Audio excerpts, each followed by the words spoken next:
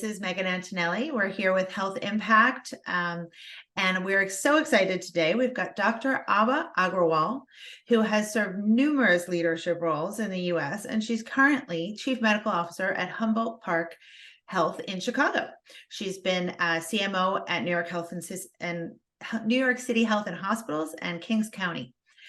So welcome, Dr. Agrawal. Thank you for joining us. Thank you. Pleasure to be here.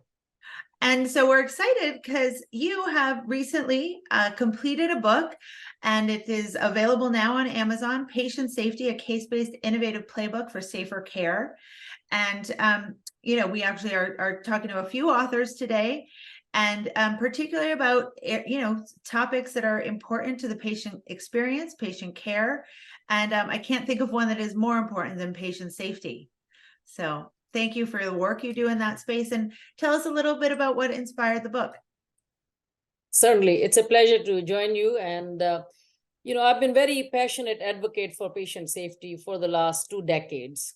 And we have three basic principles in writing this book that drove our work.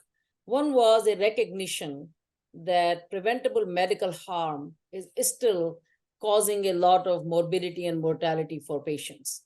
For example, WHO stats tell us that at least 3 million people are harmed and die from medical harm every year. And to put it in perspective, 3 million people died of COVID-19 during the peak of the pandemic every year. So the scourge of medical errors is really the silent epidemic that needs to be talked about, because every human life is precious. And it's a professional and ethical imperative to address the issues that lead to this preventable harm. In the United States, it's estimated that about 250,000 people die every year from medical harm, and that would put this in the top 3 leading causes of death in the country. The work on patient safety, or the movement toward patient safety, got started after the publication of a very, very talked about work by the Institute of Medicine, or now called National Academies of Medicine, To Error is Human. It came out in 1999, and after the initial shock was over, the healthcare ecosystem, physicians, professionals, everyone embraced it, and a global patient safety movement started around the world, including the National Quality Forum, the Joint Commission, the IHI, WHO, everyone. And the great thing is a lot of acceptance and culture change took place as a result of this movement. There have been significant strides made, for example, in the reduction of harm from healthcare-acquired infections. However, what we have learned is some of the gains were wiped during the pandemic, but still there is a significant amount of harm to patients that continues to take place. Patients get wrong side surgery. Patients have stuff left inside their body. Patients fall and then they hit their head. Patients develop sepsis from infections.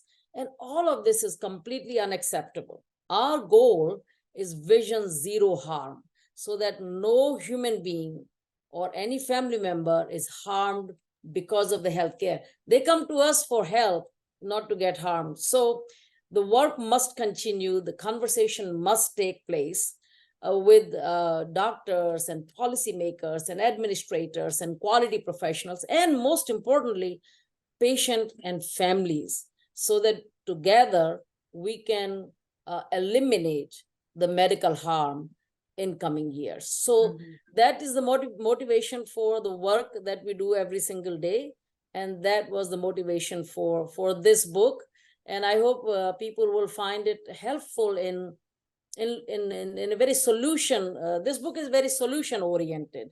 We didn't want to go into academic diatribe. We wanted to say, this is what you can do in your healthcare setting to reduce harm to your patients, to eliminate harm to your patients. So hopefully they will find the solutions useful and applicable in their practice. And that's the purpose. Well, great. Yeah, no, I mean, I think the goal of zero harm is so important, right? Yeah. I mean, and as you said, people come to the healthcare system for help. And, and as I think the culture is so important. There's often blame and accountability, and and that's not what this is about, right? It is about a solution-based system to get to that. Can you share a little bit? I know the book is sort of case study based, right? Can you share is there a story in particular that comes out that you think is particularly useful and valuable? Yeah, absolutely. So we wanted to make it a case-based book because, abstract learning, especially for adults in healthcare, it doesn't really resonate. But if we can because remember, behind every single error or harm event, there is a human being, there is a patient, and there are family members, loved ones. So it was very important for us to make it personalized so that we all understand that this is not an abstract learning. We are talking about real family, real patients. We obviously did not use, the actual names or simulated the events just to protect patients' privacy. Not necessarily from the book, but I want to share definitely one story, because many times when you talk to patients, they feel the harm happens to somebody else. I go to the best hospital, I have the best surgeon, best doctor. I don't need to worry about that. And similarly, physicians definitely feel this way. I'm one of the best doctors, best surgeons. Sure, it happens at other places. Or I am the best academic center. It doesn't happen here.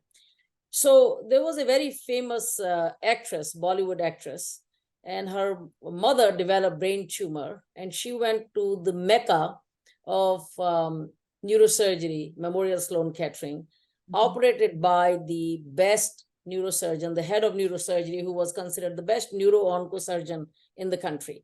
So all is good, resources abound, no problem there.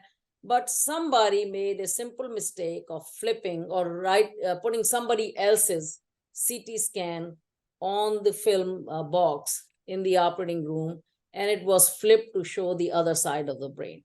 So a smallest clerical mistake led the surgeon to operate on the wrong side.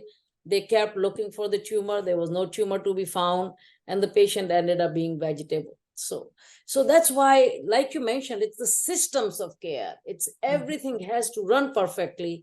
And that's the beauty, because we don't do blame and shame. That's completely antithetical to improving the culture of safety. Right. At every event, you say, what could I do to make things better for the patient so the next patient does not get harmed? So that relentless, continuous systems improvement, that's really where patient safety, that's the whole point of patient safety and of the book. Right. And that's great. I think, continuous improvement to the goal of zero harm, right? And as you said, healthcare is it's complicated, it's complex, it's chaotic. And of course now, from what we've seen through the pandemic, the resources, right? And the creating that culture and also having the resources in place to ensure that those mistakes aren't made, right? That can be so small but have such huge impact. So is there anything from your experience, of course, or the book, in terms of how to create that culture within the organization and to improve the teamwork and improve communication across those lines so that things move a little bit more seamlessly? So you bring up a great point about culture, and I'm a hopeless optimist. So as much as I see the problems around us, the great news is these problems are solvable. We came together, and especially one component that doesn't get talked about as much, which I think is extremely important, has been ignored a little bit. It's the patient and the family engagement. That is the secret weapon that we haven't leveraged as medical professionals, as healthcare systems, to the extent. It's called the blockbuster drug. If we can engage patients and families, that would be amazing. But the great news is that, like cancer, people die of cancer, right? Or people have diseases that we need to invent new things. We don't know how. We don't have a medication for maybe, let's say, something. The great thing is we know how we can save lives. That knowledge does not need to be created brand new. We have the answers. The gap lies between the what we call the knowing doing gap or the implementation gap.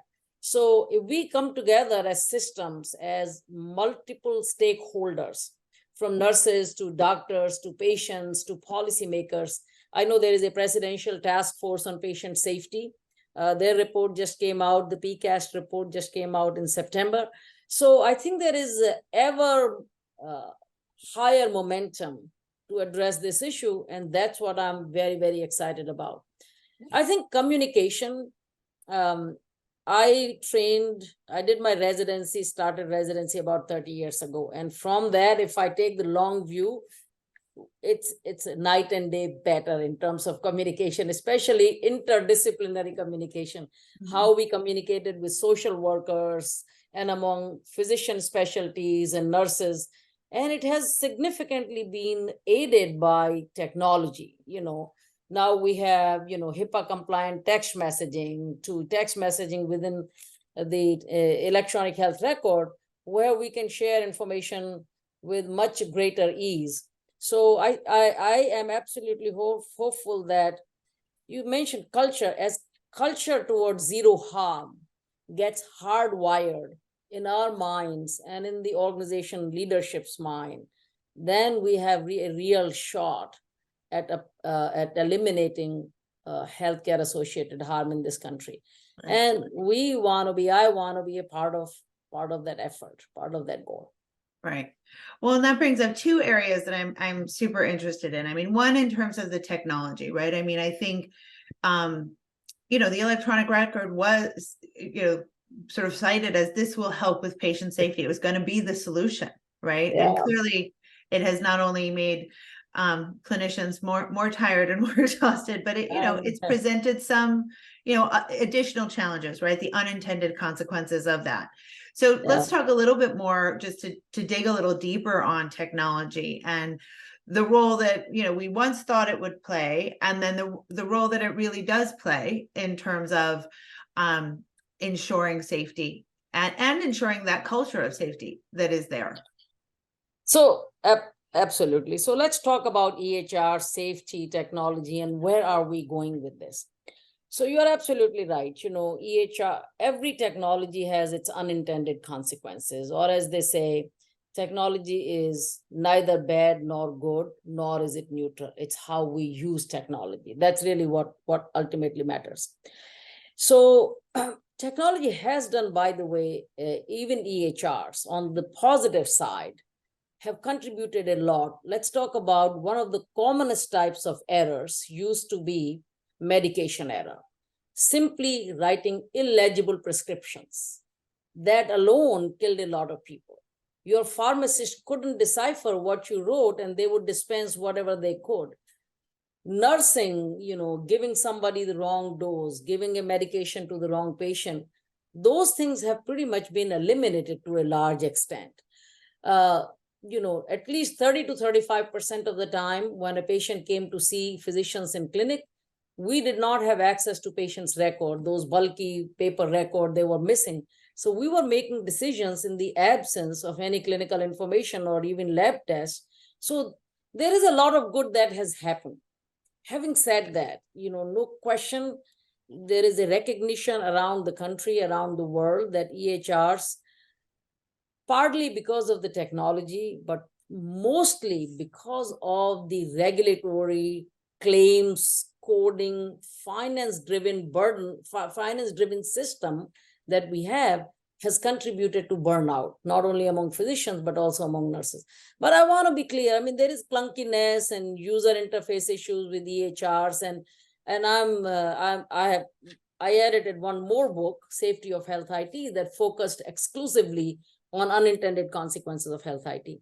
But to be very honest, much of the burden is because these systems are made for billing and coding and finance, and that's the primary burden, and physicians are asked to click so that all of their work can be done, and that's away from patients. So that's really where the curse of EHRs is in the present day. Having said that, I think what EHRs have done and President Obama's HITECH Act and the meaningful use of EHR implementation has done is provided a digitization of medical information, which wasn't there when in 2009, when he signed the bill, 15-20% of the hospitals had EHRs and about 25% of the practices had EHRs. And that number is well into 95% right now. So without that digital foundation of medical information, none of the innovation that we are talking about, predictive analytics, artificial intelligence, chat GPT like generative AI, would have been possible if the information was on paper. So I think one technology. However, the burden of the financial claims would have still been there. And the burden of the financial claims would have still been there, exactly. Right. So I think what I feel extremely excited about is, yes, with all of these problems, can the next generation of technologies, and of course, everybody's talking about chat GPT and AI, including chat GPT, AI, and related things, now really take advantage of this amazing digital infrastructure that we have created in our country. And there was a bipartisan support, by the way, for health tech. That was one of the issues both President Bush was a major proponent of, and so was President Obama. So now, can we take that? Just a little side take. President Bush was the first person to use electronic health record in the State of the Union address. And President Obama then signed the HITECH bill. So it's not even a partisan issue because patient life is not partisan, right? It's a human issue. It's a moral issue. So I'm excited that with this now, we have an unprecedented opportunity to remove the negative side of technology, including the burnout, including the human burden, cognitive burden, and then create this sort of what we call augmented intelligence, where human plus technology is truly better than human alone practicing medicine, including when it comes to eliminating medical errors and patient harm. And hopefully, one of the best gifts this momentum toward AI and chat GPT and generative AI can give physicians specifically is the gift of time. If we can take away all the documentation burden, which is one of the early use cases for AI, is then I can get back the gift of time so that I can focus on what I really want to do, which is take care of patients and connect with them in that physician-patient encounter. So right. I'm super excited about where we are going. Yeah, and I think that that's a point that's often forgotten and missed in these conversations, in that, EHR it's still in its infancy. It's still recent. It feels like a long time, but it's been 10 years since this adoption has happened. There's been a lot of, many are just only adopting it for the last few years. The transitions, the improvements are all happening. I think your point about that there have been some dramatic, significant improvements to safety because of it, and because of that digital foundation is so important. And then as we look at, what's to come, where is that opportunity? And yes, there has been a burdensome, adoption and change is difficult. It was a system developed for claims management and finance, and to adapt it and perfect it. The first phone, cell phone was clunky, what we have now is great. And so there's a lot of room for improvement, and nobody denies that. And there's certainly a lot of people working on it to improve it. So I think that there is that positive, optimistic, there's lots of room for improvement, and a lot of areas where patient safety will be impacted. In some ways, just that reduction of the burden, right? By giving time back and making our clinicians less exhausted or less tired of some of these things will help with that. So some things, though, I think there's a chapter in your book about equity, in terms of where that falls into, patient safety, where sometimes you see medical errors, you see, rates of that in certain areas, are there and I don't know that technology is the solution there. What are some of the learnings around that in terms of patient safety and equity, and where we can move levers there? So there are 3-4 things around equity. Let's quickly touch on them. One, it's very clear there can be no quality or safety without equity, right? There is no quality of care or safe care unless we can extend that to everyone, regardless of the challenges they have around gender, around age, around race, ethnicity, language, disability. It has to be equitable for care to be meaningful. There is no questions and no doubt about that. The second dimension to equity, we were talking about technology, is digital health equity. How do we make sure we do not create digital divides and exacerbate health inequities because the technology access to this cutting edge technology may be inequitable, and therefore people who have access to it may have a certain advantage. So as a country, as a system, we have to be very intentional and deliberate that we do not exacerbate digital divide, or it's being called equity, technological health equity, or digital health equity, which is including access to devices, to broadband, access to cutting edge technology in safety net hospitals like Humboldt Park Health, because it's important for our patients to gain the benefit of it. The third thing that is being talked about around equity and AI is the bias. So there is very clear evidence that AI can exacerbate bias. There can be bias in the data. There can be bias in the way we write algorithms. There can be biases in the way we utilize the AI systems. So we have to be very intentional about that.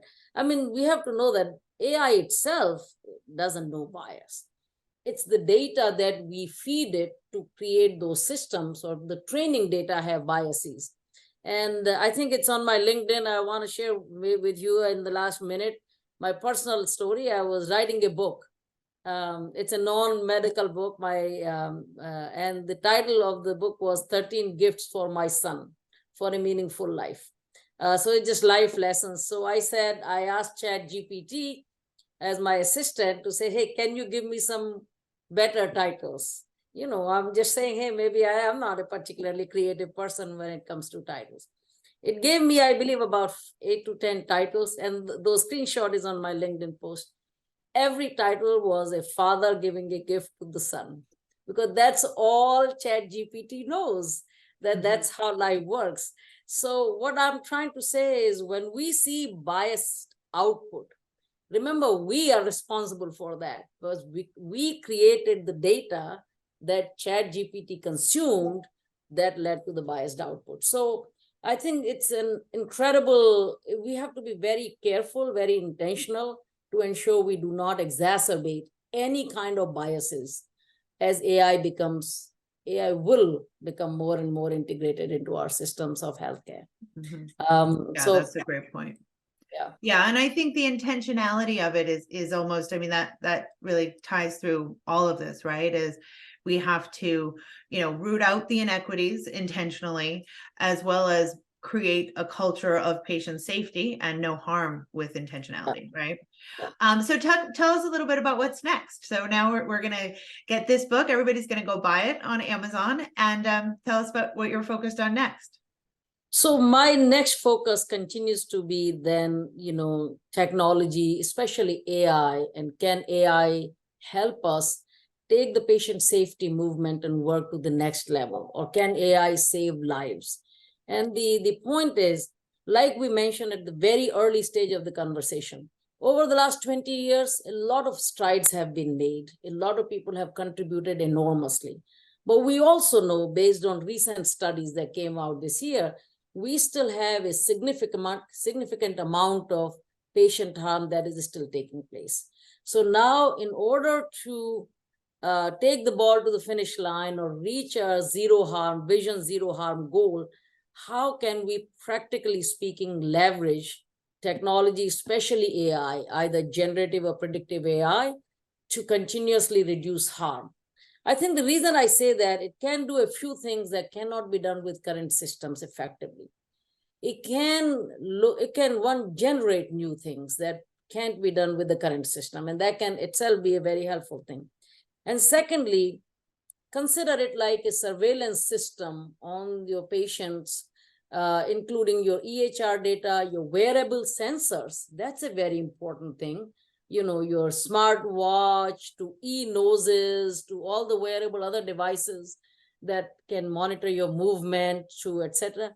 And then you combine that with computer vision that can track and analyze all my movement. Now you have a 360 view of an individual, their prior risk factors, and what's happening with them currently.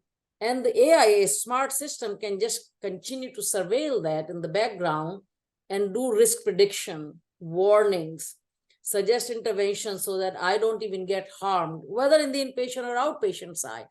So that is super exciting to me. How do we integrate this, do this complex integrative data analytics, not only of EHR, but all the other data inputs, wearable sensors to computer visions to X-ray images that, there are studies that say that, if you give a gastroenterologist an AI-enabled tool to do endoscopy, during the endoscopy, they can detect precancerous lesions far better than without this.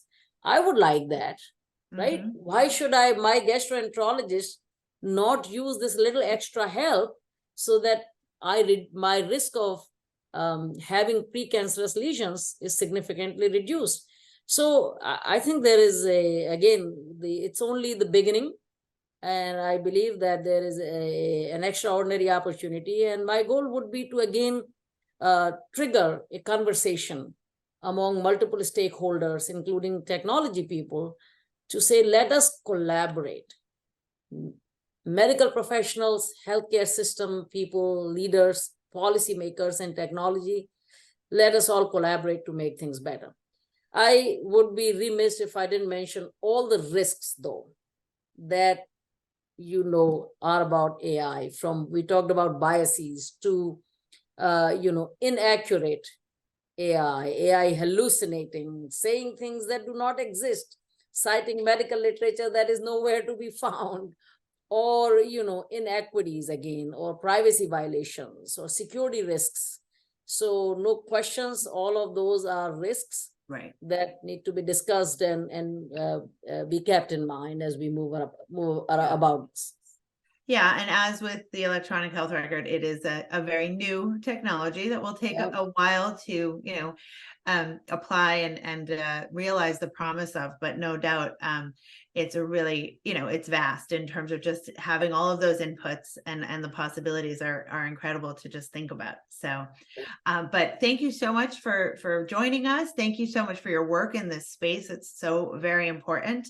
All of our listeners, again, Patient Safety, a case-based innovative playbook for safer care by Dr. Agrawal, available now on Amazon and through its publisher, Springer Publishing. And, I look forward to having you back and possibly, on stage sometime soon. Thank you for having me. It was my pleasure. And thank you to your listeners.